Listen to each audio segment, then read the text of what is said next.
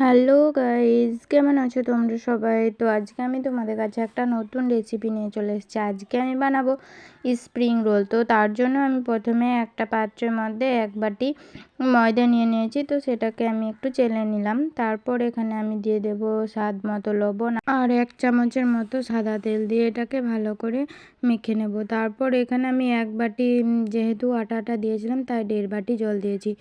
তো তোমরা যে কোনো কিছুতে মেপে তারপর জলটা দেবে। তো তারপর আমি এটাকে একটু ছাঁকনির সাহায্যে ছেঁকে নিলাম একটা স্মুথ ব্যাটার পাওয়ার জন্য। তারপর এখান থেকে আমি কিছুটা ব্যাটার তুলে রাখলাম, এটা আমার পরে কাজে লাগবে। তো এটাও সাইড করে রেখে দিলাম। আর এদিকে আমি কি কি সবজি লাগবে সেটাও নিয়ে নিয়েছি। তারপর একটা প্যানের মধ্যে দিয়ে দিয়েছি একটু তেল, তারপর রসুন কুচিটা দিলাম, তারপর কাঁচা লঙ্কা কুচিটাও দিয়ে দিলাম, তারপর পেঁয়াজ কুচিটাও দিয়েছি, সেটা কিন্তু আমি দেখাতে ভুলে গেছিলাম সবজির মধ্যে।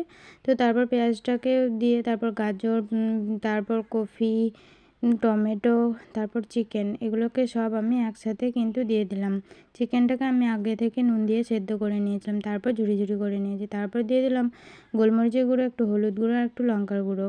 তারপর একটু ভেজে যখন নরম হয়ে যাবে তখন এখানে আমি চিলি সস আর টমেটো সস আর সয়া সস দিয়ে দিয়েছি। তারপর ওটাকে ভালো করে নামিয়ে নিলাম।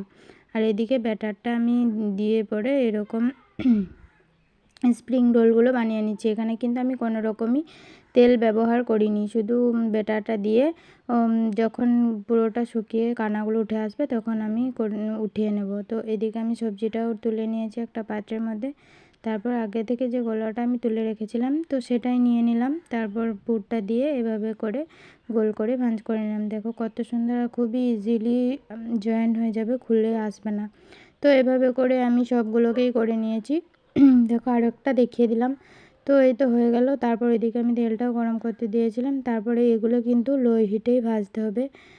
খুব হিটে ভাজলে কিন্তু উপরটা কাঁচা রয়ে যাবে, আর লো হিটে ভাজলে অনেক ক্রিস্পি হবে আর খেতেও ভালো লাগবে। তো এভাবে করে আমি ছেঁকে নিয়েছি। তো এটাকে আমি টমেটো কেচাপ দিয়ে সার্ভ করেছি, তোমরা যে কোনো কিছু দিয়ে খেতে পারো। তো আমার এই ভিডিওটা কেমন লাগলো অবশ্যই জানাবে, ভালো লাগলে লাইক কমেন্ট শেয়ার করে দেবে। তো টাটা বাই।